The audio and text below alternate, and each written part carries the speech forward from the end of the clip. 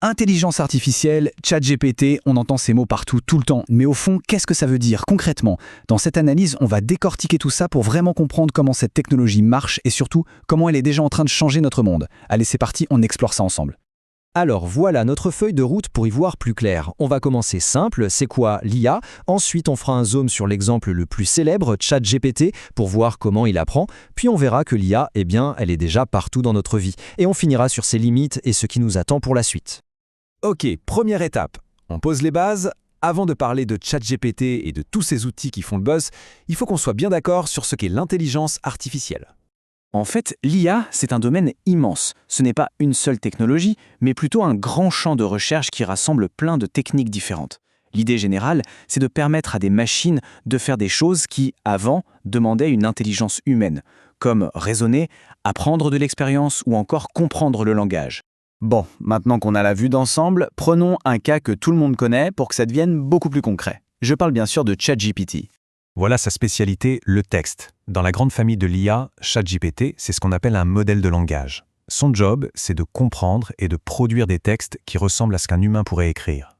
Et pour ça, il utilise une technique très puissante qu'on nomme l'apprentissage profond, le deep learning. C'est un peu comme s'il avait un cerveau artificiel avec des couches de neurones pour analyser le langage.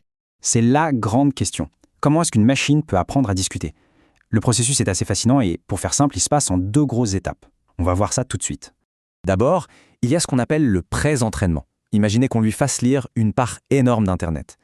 Il absorbe tout, la grammaire, des millions de faits, les différentes manières de raisonner. Ensuite, il y a l'ajustement.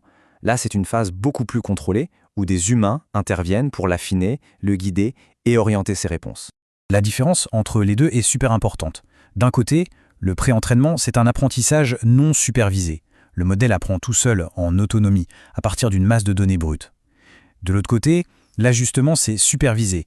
Là, c'est comme s'il avait des profs, des humains le guident avec des exemples précis pour s'assurer que ses réponses sont pertinentes et sûres.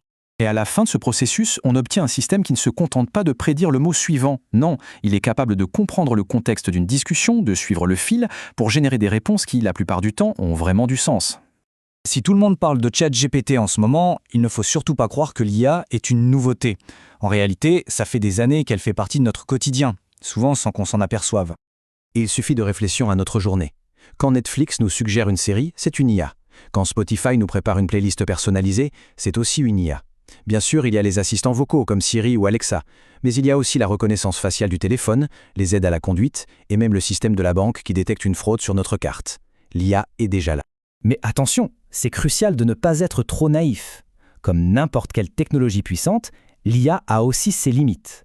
Et c'est vraiment important de les connaître pour l'utiliser de manière intelligente. Et voilà sans doute le point le plus important à retenir. Ces modèles ne sont pas infaillibles. Loin de là. Ils peuvent se tromper et même inventer des faits, ce qu'on appelle des hallucinations.